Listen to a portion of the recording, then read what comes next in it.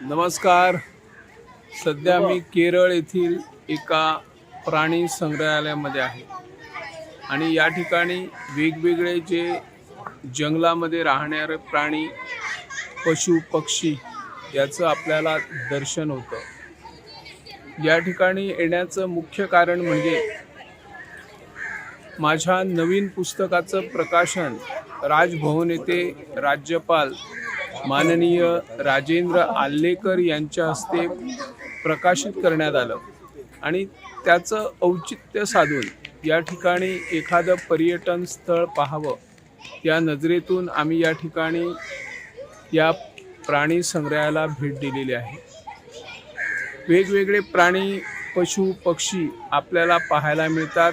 या ठिकाणी स्कूलचे विद्यार्थी आहेत, नागरिक आहेत, वेगवेगळ्या राज्यातून पर्यटकही या ठिकाणी येत असतात आणि याच धर्तीवर आता आपले राज्याचे वनमंत्री माननीय विश्वजित राणे यांनीही बोंडला अभयारण्याचा विकास करण्यासाठी पावले उचललेली आहेत आणि त्या ठिकाणी जे प्राणी पशु आहेत त्याच्यामध्ये वाढ करण्याची गरज आहे। वेगवेगळे पशु पक्षी यांचं दर्शन घेण्यासाठी अनेक जण राज्यातील पर्यटक, विविध भागातील, विविध देशातील पर्यटकही येत असतात।